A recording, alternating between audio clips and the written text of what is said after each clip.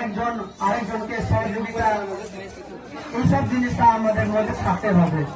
তো আমরা সবাই বাঁচতে হবে। আমরা আমাদের ইতিহাস, আমাদের যে একজন আরেকজনকে সহযোগিতা এইসব জিনিসটা আমাদের মধ্যে থাকতে হবে। তো আমরা সবাই বাঁচতে হবে।